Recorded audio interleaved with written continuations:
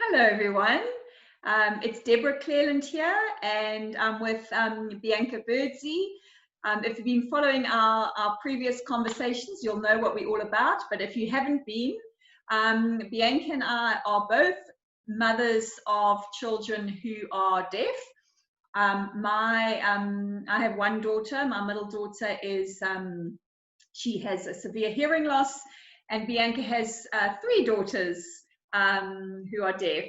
And we are just sharing with everybody in our Thrive community. We just wanting to have conversations that are relevant to people. And today we have a wonderful conversation planned, and it's called I've just found out that my child is deaf. What now? So Bianca and I have obviously both been through this, and the hundreds of mothers, fathers, and caregivers of children who are deaf have had this exact question, that moment of overwhelm when you have discovered that your child is deaf or hard of hearing. What should you do? What are your next steps? What are the immediate things that you should be considering and thinking about? So I'm going to hand over the baton to Bianca on this, and we'll be having a conversation over the next sort of 25 to 30 minutes. Bianca, over to you. Thanks, Debbie. I think the first thing I would like to just say to people who question this is theirs now is that we really empathize with you. If I take myself back to that first week, well, I can say it was a time of very strange emotional turmoil, just so many thoughts, so many feelings, total confusion and overwhelm.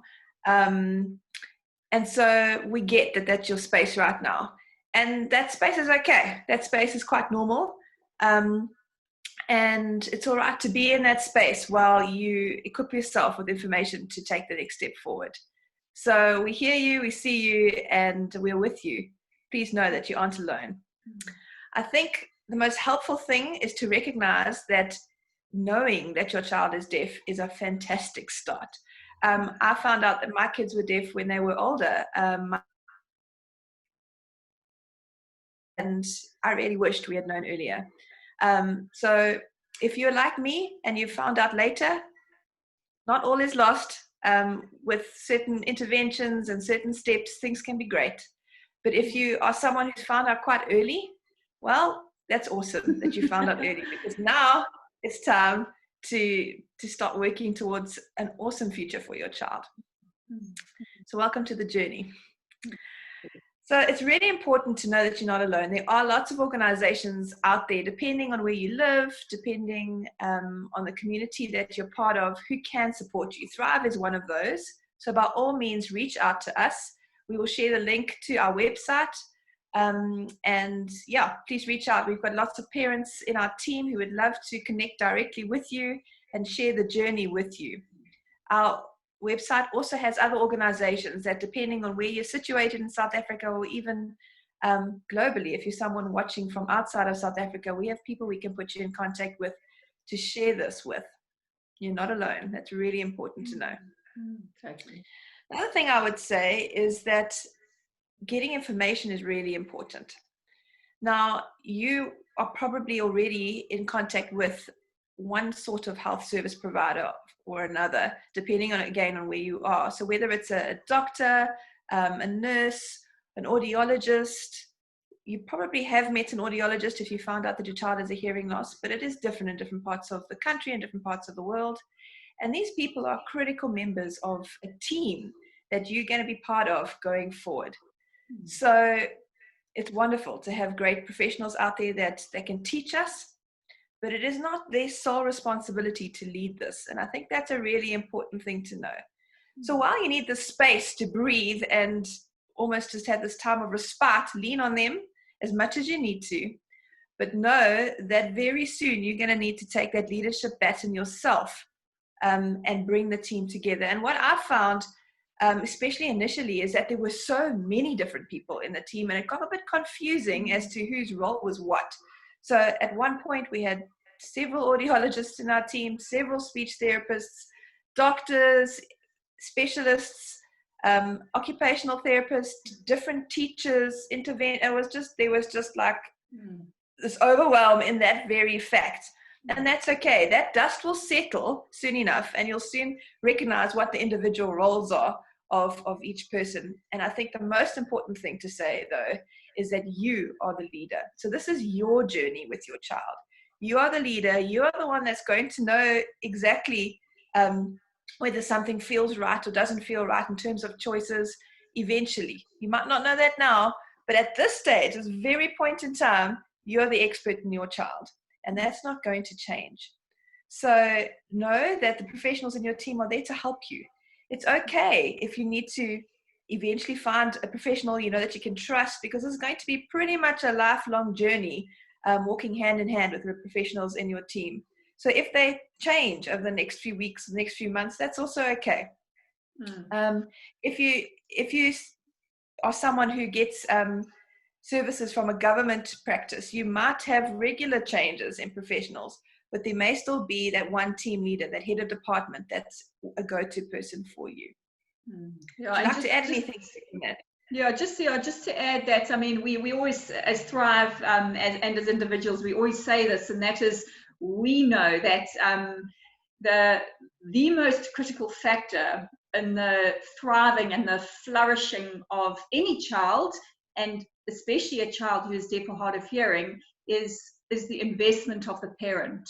So your child can have the very best ENT, the very best teacher, the very best speech therapist, but actually the one element that's going to make the most difference in the child that you and your journey, the journey that you and your child are going to have, is you, the parent, the caregiver.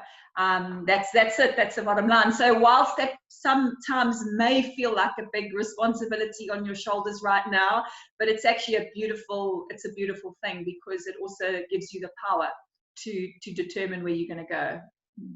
I really like that term of investment. I think in a developing country, and it certainly is not unique to South Africa, there are very different accessibility to resources that one might see across the same country, or if you compare internationally. And I think one can feel really low if you're someone that doesn't have easy access to resources, by thinking that you are already starting off on a bad footing. And if you recognize that best investment is not necessarily money or anything that might be out of your reach as an individual, it's you.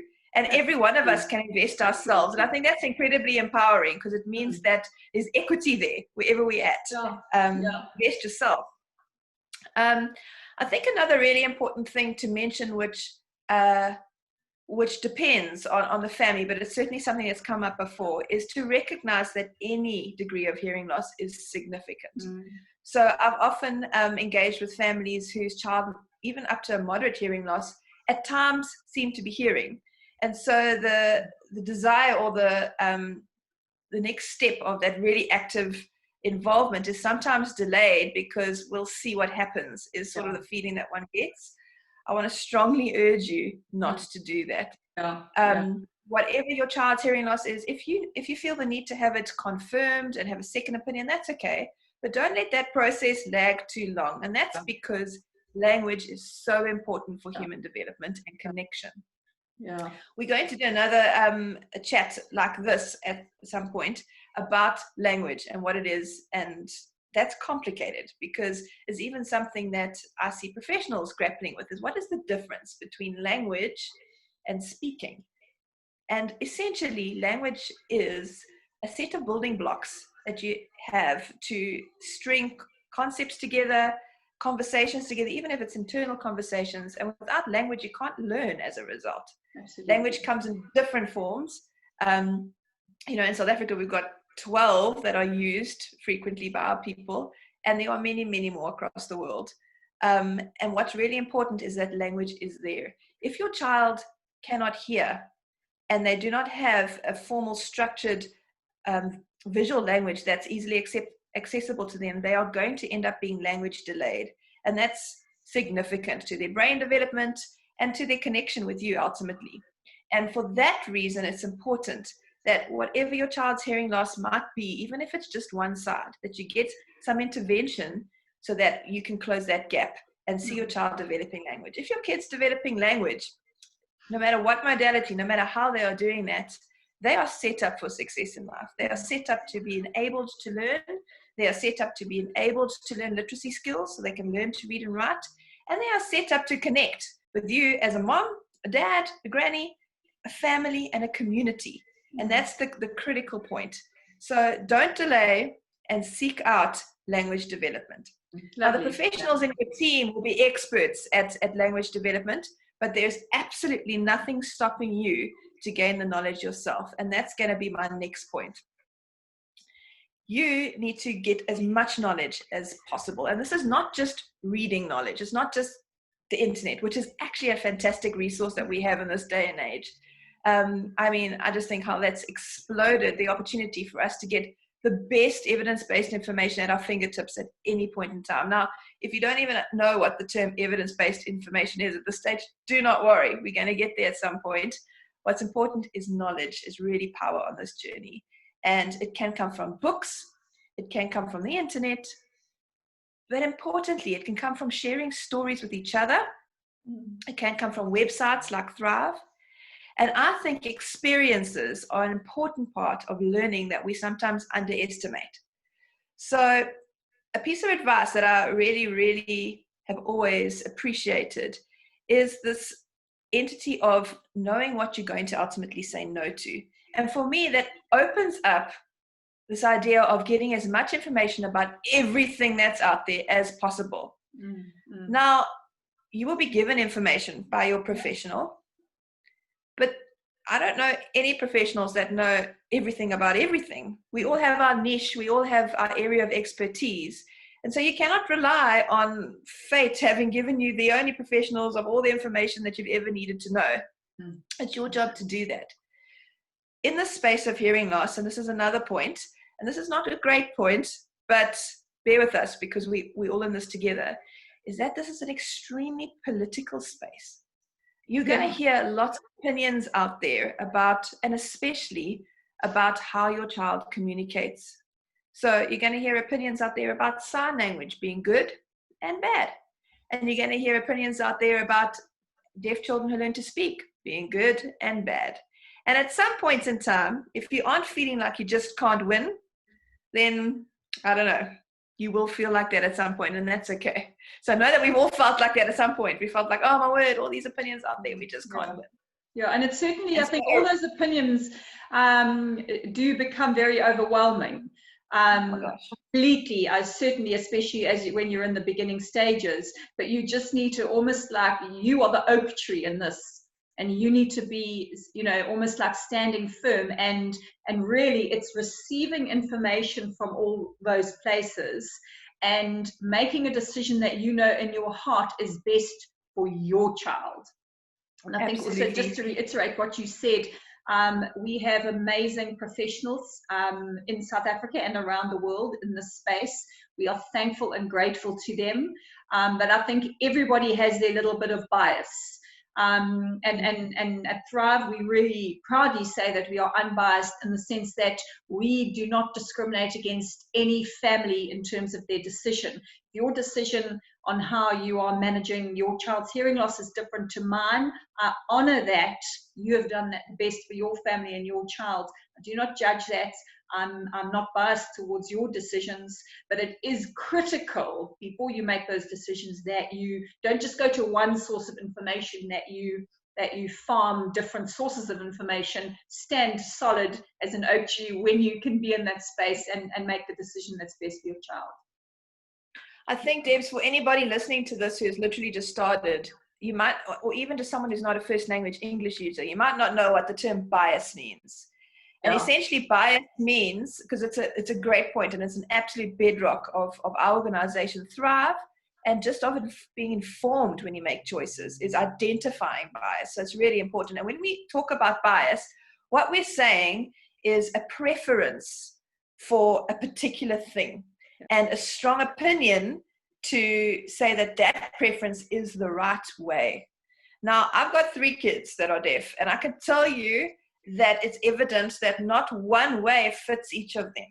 So when we speaking about bias, often it's the modality that comes up, whether sign language is bad or whether speaking is bad. This is where we say there's so much politics. There's no one right way. And as our friends in an international American organization called Hands and Voices, I love their slogan, and it says, what fits for your child, essentially, what works for that unique child is what makes the choice right. But how do you know that unless you explore all the choices? And so exploring all the choices might literally mean visiting the 3 different education options that might be present in your province. So in South Africa, we have schools for the deaf, where sign language is the primary mode of communication. We have remedial schools that accept deaf children, where oral education is the primary mode of education. And then we have essentially typical mainstream schools where deaf children sometimes are accepted, depending on where you're at. And again, they'll just have to slot in. So you might want to visit each of those options. You'll probably be familiar in what mainstreaming is, because that's what you would have experienced going to school. But it's a good idea not to make a decision without checking out what all the options are yourself, and not just taking somebody else's word for it. I'm really grateful that I didn't do that, because as we've mentioned before, and it's part of just this emphasis of this being your unique journey, is that things change. And if you aren't aware of what those changes might be, how do you know what to opt for? My journey has been a total zigzag, and I anticipate it to continue in that way. And that's just because one decision for now is not always, but can be, but not always, the best set of choices for 6 months' time, for 2 years' time. Things change, which leads me to my next point, and that is that this is a journey. I'm a medical doctor, and I have to say that an important aspect of medicine is the feeling that you get to fix a problem. I'll have colleagues that say, they love something like orthopedics because they get to directly fix a problem. And I appreciate that. Problem solving is wonderful, and fixing problems is awesome. Deafness isn't one of those, though, that can be fixed. And when I say that, I mean your child, and this is specifically speaking to sensory neural hearing loss, but your child will always be deaf or hard of hearing. And again, just for anybody who's tuning in for the first time, we're using the word deaf to really encompass any hearing loss instead of always saying deaf or hard of hearing and complicating our sentences. So when I say deaf, I mean any amount or degree of hearing loss. It's not fixable. You can't change the cochlea and make it work exactly like a typical hearing person. There are lots of amazing different interventions that we can do to even get a child listening really, really well, in some cases with some interventions, but they're still deaf. And that's important, because that emotional struggle within oneself, needing to fix a problem now so that it's finished and we can just move on with life, is what we actually all, I think, want in the beginning, before we realize that, man, that's not going to happen. This is a journey. We're going to be problem solving barriers and challenges that come up all the time. And like any journey, there's also going to be times that are wonderful. Absolutely. I just wanted to point to the fact that last week we did a session like this on incidental learning, which I think also for a family who's recently discovered that their child is deaf or hard of hearing, that's a fantastic one to listen to. And it's one of the elements that speaks to this that we're talking about now, that a child, even with amplification, even a child who is oral, even a child who is coping well in a mainstream setting, there are still things that you certainly need to consider, and that incidental learning is a great one to listen to get some depth on that. Yeah, absolutely. It definitely fits in well as this component that you realize this is an ongoing journey. The other thing is that the words that we use really matter. So I've used just the term fix. We can't fix. And even that word holds this entity of assuming the opposite. So if I can't fix my kid's hearing, does that mean it's always going to be broken? Is kind of this internal dialogue that you'll be having even subconsciously. And I just want to say that the words we use are powerful. And in actual fact, I really believe that a journey's trajectory can be completely different depending on the words that we use. And some of the words we use will be things like, my child has a hearing problem, my child is impaired, And these different things that are okay initially. I mean, go with survival for now if you're just starting off, but start acquiring an awareness of the words that you use. So, introducing your child's there watching you. And if you're saying to someone, this is my child, they have a hearing problem or the hearing's not right. I've experienced myself using lots of different terms that hold a broken connotation. Your kid is not broken. They are deaf or hard of hearing. They have a hearing loss. They are different. And whilst I will never discount how real the challenges and barriers that people will face as families, and these also differ depending on where in the world you live, but certainly in South Africa, the barriers and challenges are real. There are absolute joys to having a child who is different to you and the things that together you can learn on the journey. I would definitely say that the things I have learned have outweighed the things that have felt really, really hard. It's really important to follow your child. Things change. And when I say follow your child, to start, you're like, oh my word, we've got this deaf kid, a kid that can't hear. I know language is important because I'm trying to understand what that means. I just want to get started with something. Get started with anything. Whatever the resources you have at your disposal now, get started. Whatever you do, get started. The only thing that you can't do right at this stage is ignoring that there's anything going on. Anything other than that is a great start. So whatever resources have come your way, whoever's in your world right now in terms of professionals, what they are offering you, find out information and get started on learning information, on watching your kid, on trying to get them learning some language. Get started with something. And in time, little by little, you will see what is working and what isn't working. Now, this is sometimes actually really hard because it requires you to accept that you're going to be making decisions all the time. And that you can't just tick that box forever. And that's exhausting, I'm not going to lie. But if you know at least that you're not the only one in the world having to do that, I hope that brings some comfort. You'll eventually find that what's working for your child becomes quite evident. And it might not always be evident to the professional. And again, this is because of the fact that when we work in different spaces, that becomes the knowledge that we keep seeing, keep looking for, keep noticing. And anything that is outside of that box might get missed. So you as the parent need to equip yourselves with lots of different information so that you can see, oh my gosh, these hearing aids are working. I can see at home that they are working, or they aren't working. And I need to bring that information back to my professional team so that we can change something, etc. And that's what I mean by following your child. Yeah, we did speak about this, I think 2 weeks ago a little bit, but for me, one of the biggest learnings I would say from this journey of parenting a deaf child is that it is okay to change your mind. That for me feels so empowering because you start off thinking, oh my goodness, I've got to make a decision, and somehow in your head you feel like you need to be rigid in that you can't change your mind. That is what you decided.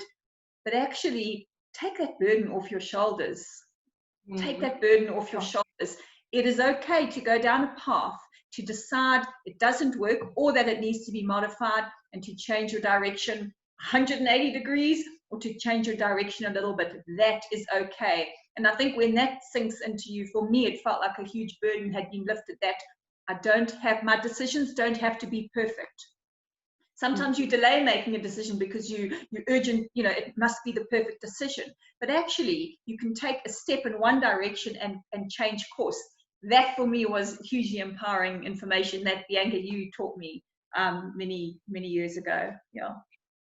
Well, one thing I've realized is when you parenting a child, you love them so much, and that love and other strange emotions that any parent who has just found out their child is deaf is experiencing, which include guilt, like this is my fault, I must have done something wrong for this to happen, is often a feeling that we get, and it's not your fault, and it is okay. Let's just say that right now.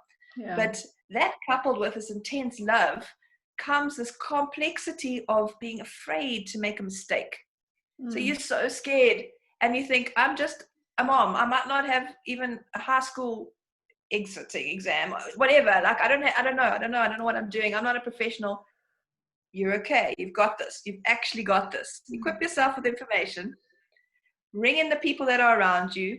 Look for other help if you need it, and you've got this. You can't make a mistake if you're making that first step, because if you're carefully watching your child, and of course seeing what's possible within your realm of resources, what's possible to you, you honestly will just follow that next step. So the decision you made yesterday might not be right for 6 months' time. It didn't make yesterday's decision wrong. It made it right for then. Wonderful. And that's how this journey goes. And it's going to be the same with that parallel journey we've mentioned before of your child themselves. And that's okay. I think in life, we allow for the flexibility of life. We know there's no prescription. As Debbie, you've mentioned before, there's no manual. We'd love it. There isn't like that in life and parenting as a whole. But yet when it comes to this space of disability, of deafness, you're suddenly expected to get the right answer. And you're not. You really are. You get many chances on this test in life of figuring things out. So the journey really is about deciphering your own child and your family's journey. And it might look different to anyone else that's ever existed in the world, and that's okay. What is our goal? So that's the other thing I'd say is, we're all different. I'm a goal-directed person. So writing a list of goals helps bring a sense of calm to my life. It might, for you, make you feel more stressed, in which case, don't take this piece of advice if you know yourself well. But for someone like me, saying, what is it that I want to see in the future? Why am I putting all this effort in? And I'd say, be specific, but not too limiting on what those goals might be. So first of all, expect the most for your kid. Mm-hmm. Second of all, be general about things that really matter. Does it really matter whether your kid goes to medical school or not? Does it? Or are you actually saying that what really matters is that my child will be enabled to dream and pursue their dreams? Is that what we're saying? So that's what I mean about not being so specific, but be goal-directed. Do you absolutely want your child to speak the Queen's English? Maybe you do. But maybe the underlying desire is that you see your child being included in your world as a family, in your community, and that you have an awesome relationship with them because communication isn't the thing that limits you. Maybe that's actually the foundational thought behind a goal on communication or language. So identify what those sorts of goals are. You will realize that right now you are probably thinking, we mentioned this in our very first session, that some of your dreams have imploded. Right now you might think, oh my gosh, I was already figuring out how I was going to pay lobola for this child, and now they're probably not even going to get married. These are the things that are going on in your mind that you might not even have completely held down, this thought, but these are the emotions. When you start doing this goal direction setting, writing thoughts down, writing prayers down, hopes down, you will see that those dreams that you thought weren't anymore are still there.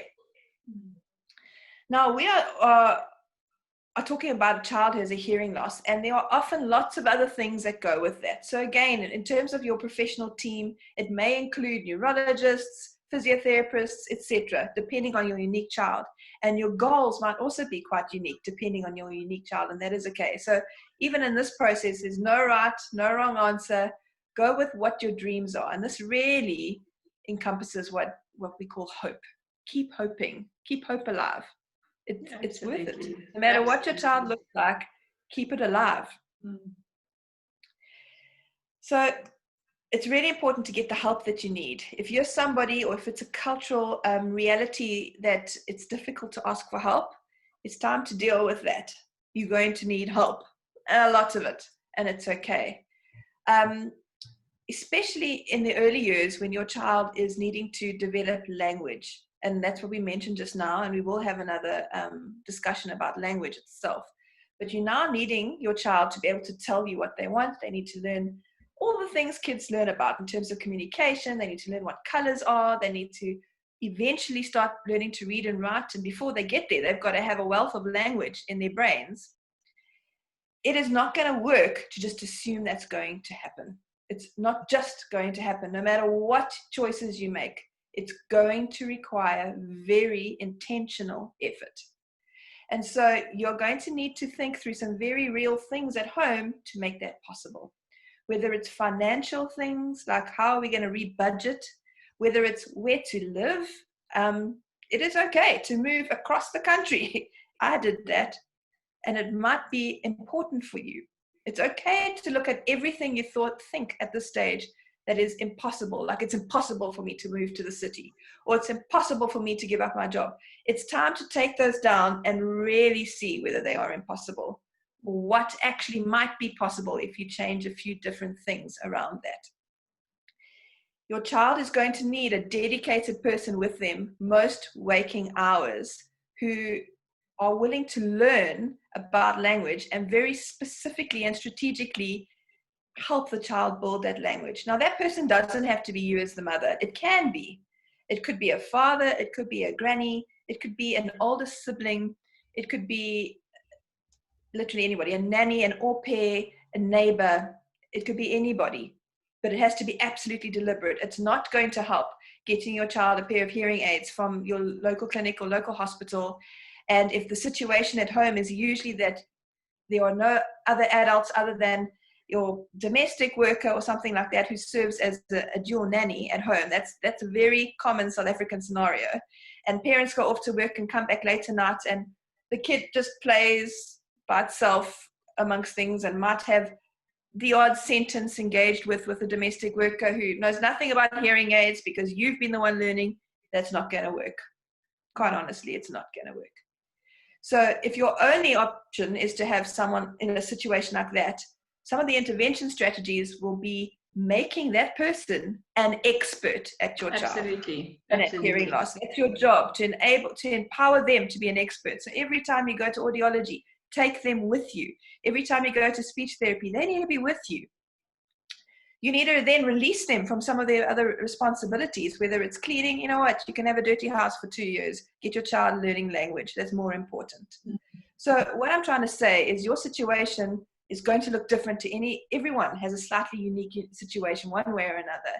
And there are going to be sacrifices that are completely required of you. They might be financial. They might be putting down, strategic plans in your own career. It will be something. What is absolutely guaranteed is that your child needs an adult who has been trained in understanding the building blocks of developing language. And if your child is one who gets hearing aids or cochlear implants, an adult who becomes an expert at home use of those things, to be in your child's space for most waking hours of the day. And that needs to be their primary focus. So that's an absolute must. And it's time to start strategizing as a family how you can make that happen. Can a granny come and live with you for a while? What can you do? Start problem solving and strategizing, enabling an adult to be free for that role. Yeah, and just to add there, Bianca, is you spoke about that you will have to make sacrifices, and that I agree 100% on that. But just to add that you will find that a lot of the things that you feel right now are a sacrifice turn into an amazing blessing. It might be the people that you meet. It might be just the way you grow and develop yourself. It's so that all of that sacrifice, I've never sacrificed something and not felt that it was worth it or regretted it ever. And so many of those at the time, I think, gosh, I'm having to earn less money so that I have more time at home and less time at work.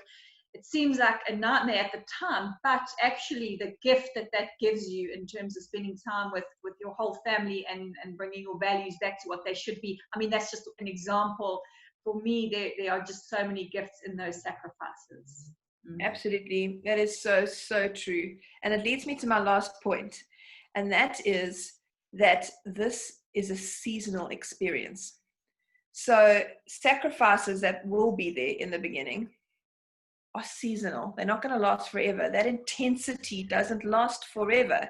And there will be times. So, for example, if you're the person who's had to give up your job and reduce the way that your family's lifestyle is to make that possible, even if it means moving to a smaller house. I mean, I mean, significant sacrifice here is required.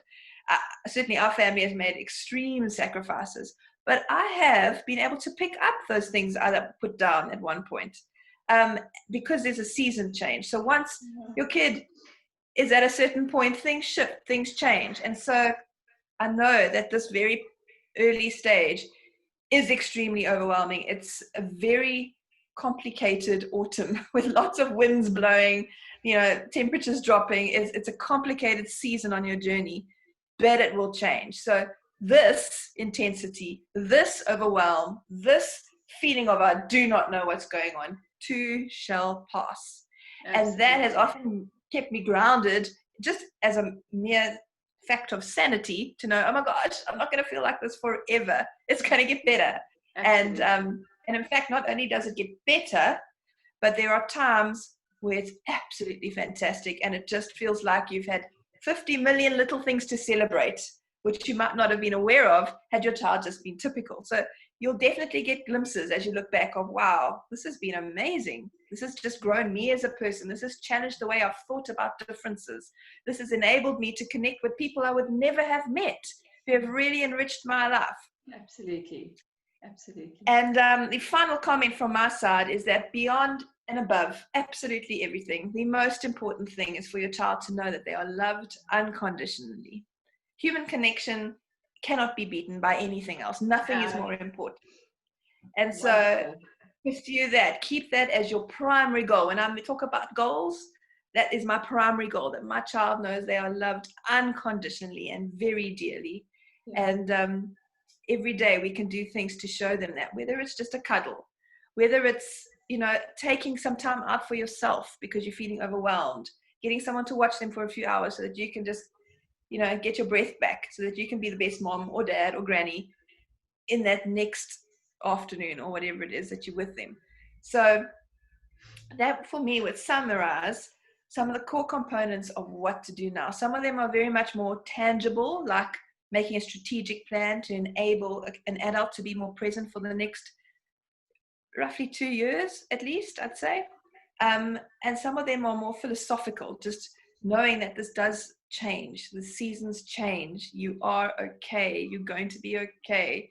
Do not give up. Whatever you do not give up.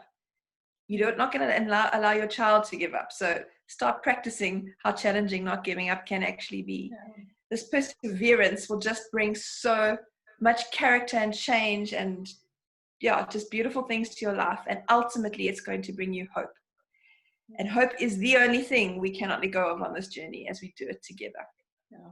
Wonderful. Bianca, thank you so much. It's just, I had tears in my eyes, as I always do a few times when you were talking. It's just, it's really been amazing to have this conversation. I think you've covered everything beautifully, the essence of what it is. And we discussed that next time we will be talking in a week's time. A week from today, we will be releasing a video where we talk about exactly what you ended on, connection, the power of connection, which is linked to all those beautiful things like love and my absolute favorite, self-worth, which I believe are the most important things for the full flourishing of any human being, whether they are deaf, hard of hearing, or whatever. So tune in for that conversation next time. But I hope you guys have enjoyed this and get something out of it. And Bianca, thank you so much for sharing your amazing wisdom. Thank you, Debbie. Thanks, everyone. Cheers.